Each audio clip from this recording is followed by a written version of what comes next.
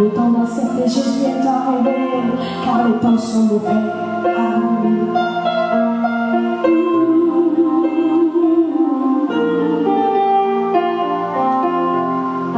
Un jour le vent s'est levé,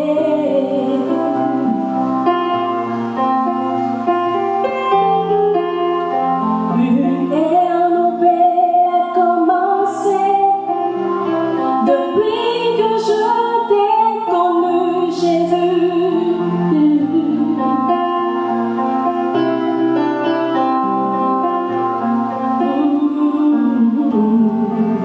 un soleil nouveau s'est levé.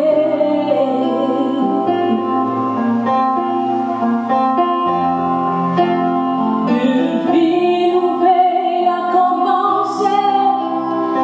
Depuis que je t'ai connu, Jésus,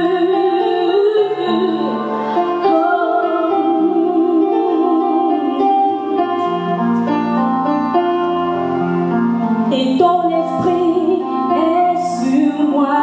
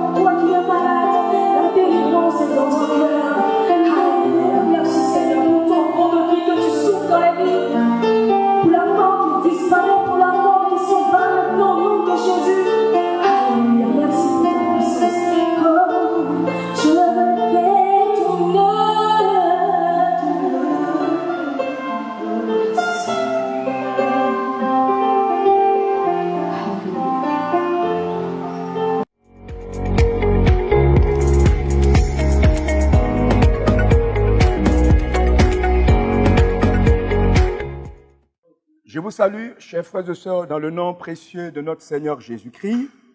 Que le Seigneur vous bénisse abondamment et abondamment ce soir. Nous sommes notre rencontre de ce soir et nous voulons vous encourager, vous exhorter à prendre vos Bibles. Et ce soir, nous allons, n'est-ce pas, lire dans l'Évangile selon Luc. L'Évangile selon Luc, le chapitre 19, à partir du verset 29 à 39, jusqu'à 40. On va également lire Ésaïe 41, verset 8 à 9. Alors, nous allons faire notre lecture dans Luc, le chapitre 19, à partir du verset 28. Après avoir ainsi parlé, Jésus marcha devant la foule pour monter à Jérusalem. Lorsqu'il approcha de Bethphagée et de Béthanie, vers la montagne appelée montagne des Oliviers, Jésus envoya 2 de ses disciples en disant, allez au village qui est en face, quand vous y serez entrés, vous trouverez un ânon attaché, sur lequel aucun homme ne s'est jamais assis. Détachez-le. Détachez-le et amenez-le. Si quelqu'un vous demande pourquoi le détachez-vous, vous lui répondrez, le Seigneur en a besoin. Ceux qui étaient envoyés allèrent et trouvèrent les choses comme Jésus leur avait dit. Comme il le détachait, comme il détachait l'ânon, ses maîtres leur dit, pourquoi détachez-vous l'ânon? Il répondit, le Seigneur en a besoin. Et ils amenèrent à Jésus l'ânon sur lequel ils jetaient leurs vêtements et firent monter Jésus. Quand il fut en marche, les gens étendirent leurs vêtements sur le chemin. Et lorsque déjà il approchait de Jérusalem vers la descente de la montagne des Oliviers, toute la multitude des disciples, saisis de joie, se mit à louer Dieu à haute voix pour tous les miracles qu'ils avaient vus. Ils disaient, béni soit le roi qui vient au nom du Seigneur, paix dans le ciel et la gloire dans les lieux très hauts. Quelques pharisiens du milieu de la foule dirent à Jésus, Maître, reprends tes disciples. Et il répondit, je vous le dis, s'ils se taisent, les pierres crieront. Nous allons ensemble prier le Seigneur. Notre Dieu, nous voulons te bénir. Le moment est venu d'écouter ta parole qui enrichit, ta parole qui restaure, ta parole qui libère. Nous prions, Seigneur, que tu prennes le contrôle. La Bible déclare que c'est poussé par ton esprit que des hommes ont parlé de ta part. Saint-Esprit, je me livre entre ta main, délivre-moi, inspire-moi, que ta parole soit prêchée avec puissance, avec autorité, et que l'objectif soit atteint, et que toute la gloire te revienne au siècle des siècles, au nom glorieux, merveilleux de notre Seigneur Sauveur Jésus-Christ. Amen. Alors, ce soir, je voudrais partager avec vous le thème qui est le suivant. Le Seigneur Jésus a besoin de toi. Le Seigneur Jésus a besoin de toi. Notre texte relate l'histoire de Jésus, sa rentrée triomphale à Jérusalem. Et cette entrée avait été déjà, n'est-ce pas, prophétisée par Zacharie. On peut lire dans Zacharie chapitre 9, verset 9. Donc c'était chapitre 9, verset 9. C'était l'accomplissement de la prophétie de Zacharie. Donc Jésus allait à Jérusalem et arrivé à Bethphagée et de Béthanie. Là, il dit à ses disciples d'aller dans un village et là, il trouverait un ânon qui est attaché. Et si quelqu'un leur demandait pourquoi il détachait l'ânon, alors simplement il doit dire que le Seigneur en a besoin. Et ces disciples sont allés, effectivement, ils ont découvert les choses comme Jésus l'avait prédit. Et ils détachaient l'ânon. Alors, le maître dit, pourquoi le détachez-vous? Et ils ont répété les paroles du Seigneur. Le Seigneur en a besoin. Et j'ai dit tantôt dans mon thème, le thème que je voudrais développer, c'est Jésus, le Seigneur Jésus a besoin de toi. Alors, pour développer notre thème, nous voulons vous donner quelques raisons pour lesquelles le Seigneur Jésus a besoin de toi. Quelques raisons. La première raison, nous voyons dans ce texte, nous voyons l'anneau. L'anneau qui était attaché dans un village. Et le Seigneur dit, au verset 30, allez au village qui est en face. Quand vous serez entré, vous trouverez un anneau attaché, sur lequel aucun homme ne s'est jamais assis. Détachez-le et amenez-le moi. Si quelqu'un vous demande, pourquoi le détachez-vous? Répondez, le Seigneur en a besoin. Le Seigneur a besoin de cet anneau parce qu'il l'intéresse. Certainement dans ce village, il y avait plusieurs anneaux. Mais le Seigneur a porté ses regards sur cet anneau en particulier. Parce que cet anneau est le choix de Dieu, le choix du Seigneur. Alors, tel que le Seigneur a porté son choix, ses regards sur cet anneau, il a aussi porté son choix sur toi. Le Seigneur a porté son choix sur toi. Parce que le Seigneur, le Dieu vivant, le Dieu créateur, est le Dieu qui t'a créé, qui, n'est-ce pas, a donné son Fils Jésus-Christ et qui est mort à la croix pour toi et son sang est versé pour toi. Alors, tu as du prix, tu as de la valeur aux yeux de ce Dieu-là. Ce Dieu-là a porté son choix sur toi. Sur toi, mon frère, sur toi, ma soeur, toi qui écoutes ce message. Donc, n'est-ce pas, la première raison pour laquelle le Seigneur a besoin de toi, c'est que le Seigneur a porté son choix sur toi. Tu es le choix de Dieu. Tu es le bien-aimé de Dieu. Et ton Dieu t'aime. Tu as du prix aux yeux de Dieu. Tu as de la valeur aux yeux de Dieu. C'est pourquoi je voulais te dire, tu es le bien-aimé du Seigneur.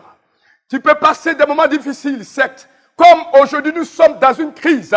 Beaucoup vont se poser la question, n'est-ce pas? Pourquoi ceci? Pourquoi cela? Certainement, tu peux vivre une situation difficile et douter de ton Dieu. Je vais te dire de ne pas douter de ton Dieu. Ton Dieu dit, tu as du prix, tu as de la valeur. On peut lire cela dans Ésaïe, le chapitre 41, à partir du verset, n'est-ce pas, le verset 8 à 9. Ésaïe 41, verset 8 à 9. Et je fais cette lecture rapidement. Il a dit, mais toi Israël, mon serviteur, Jacob que j'ai choisi, race d'Abraham, que j'ai aimé, toi que j'ai pris aux extrémités de la terre et que j'ai appelé d'une contrée lointaine, à qui j'ai dit, tu es mon serviteur. Je te choisis et je ne te rejette point. Alors tu es le choix de notre Dieu. Tu as du prix. C'est pourquoi ton Dieu ne t'abandonnera jamais.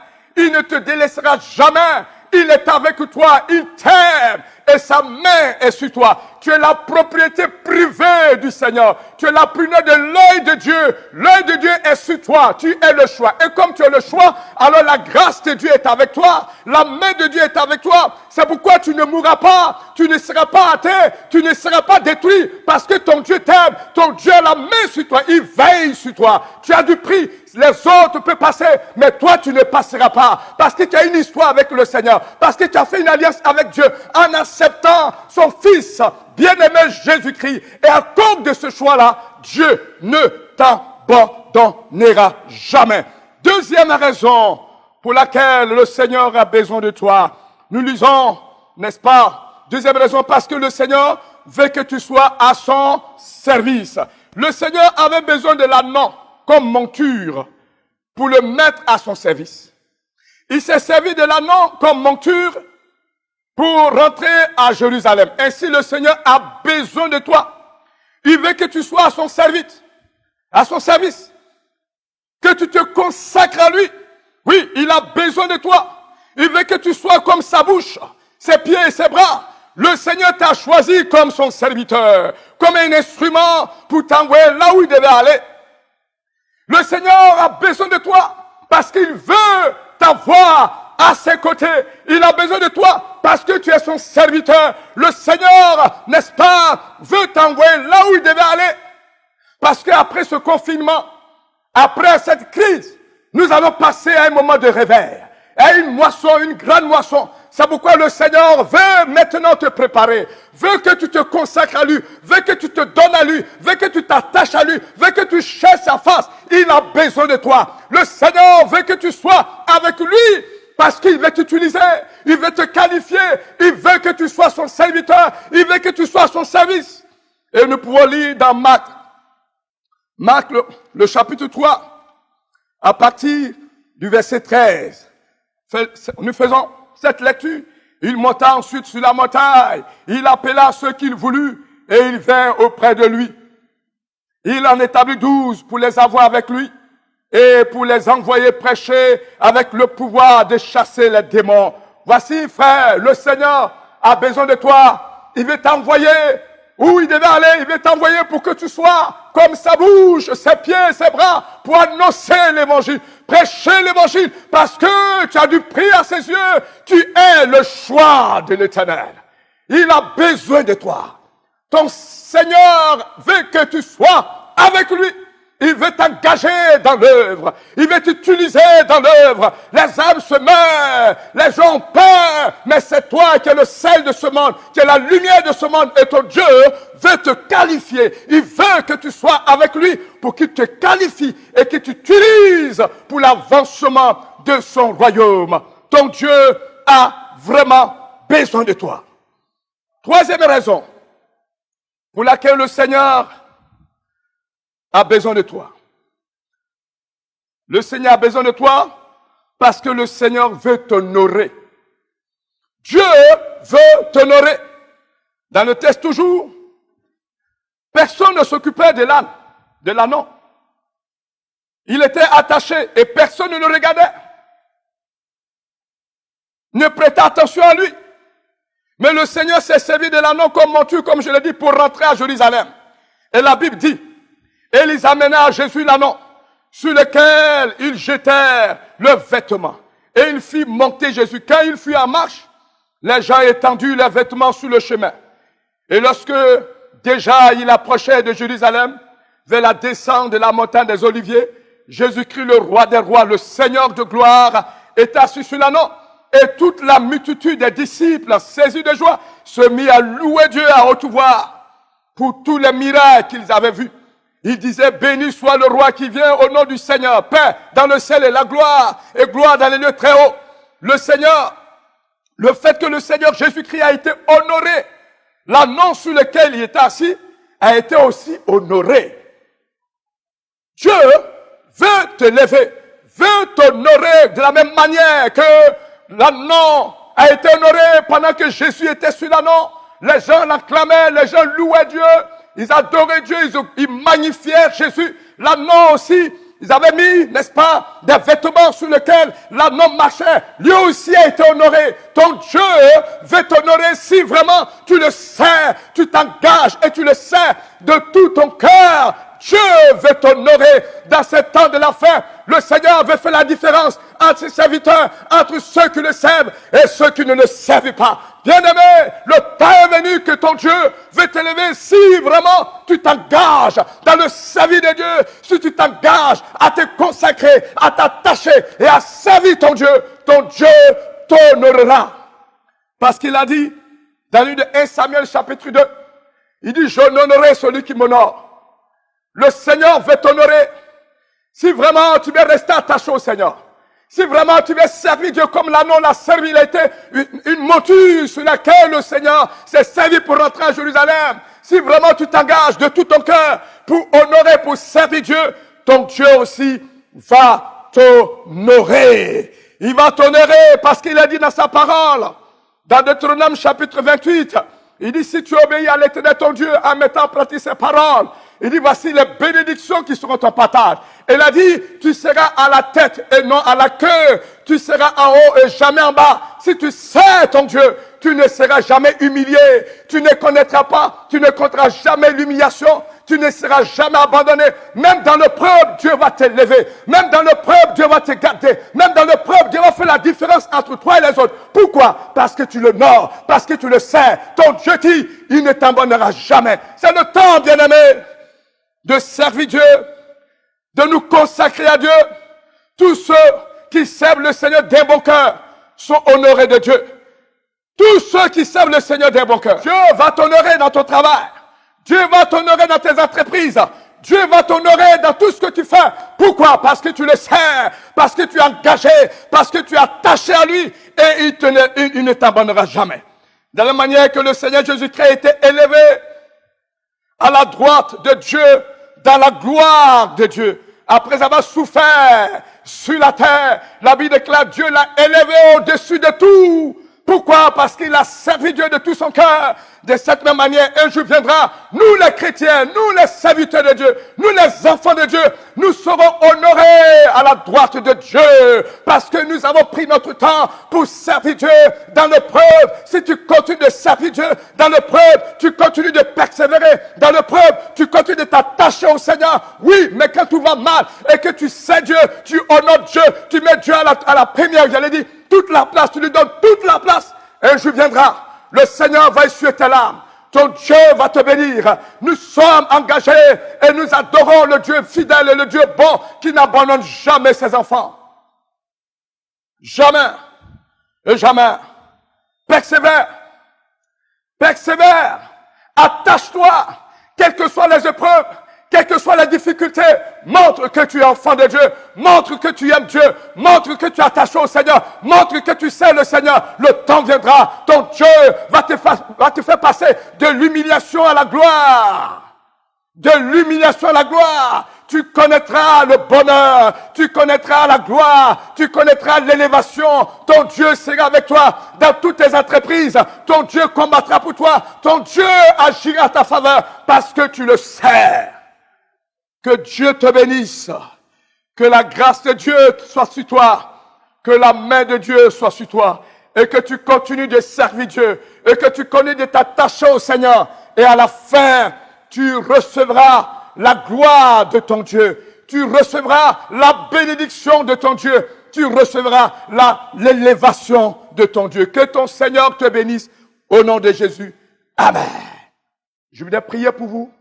Et si tu m'écoutes, je veux que tu mettes ta main sur ta poitrine. Et je vais prier en fait que l'Esprit de Dieu te soutienne. Et que tu sois attaché, consacré. Tu puisses servir Dieu en fait que ton Dieu puisse t'élever parce que tu as le choix de Dieu. Seigneur, je prie pour tes enfants. Je vais écouter cette parole. Seigneur, merci parce que tes enfants sont tes enfants. Ils sont ton choix. Je prie que ta main soit sur tous ceux qui ont écouté cette parole. Que le Saint-Esprit descende sur leur vie. Que leur vie reçoive la puissance du Saint-Esprit. Que leur vie reçoive la grâce de Dieu. Si parmi eux, des frères et sœurs passent par moments difficiles, je prie que ton esprit les fortifie et que ceux qui ont relâché la main de Dieu, que l'Esprit de Dieu les relève. Ceux qui sont découragés, l'Esprit de Dieu les fortifie, les donne la véritable, j'allais dire, consolation au nom de Jésus. Que ceux qui sont debout, ton esprit continue de les remplir, qu'ils soient des instruments, des canaux, des instruments de feu dans ce temps de la fin. Utilise-les, remplis-les de ton esprit et qualifie-les au nom de Jésus-Christ. Amen.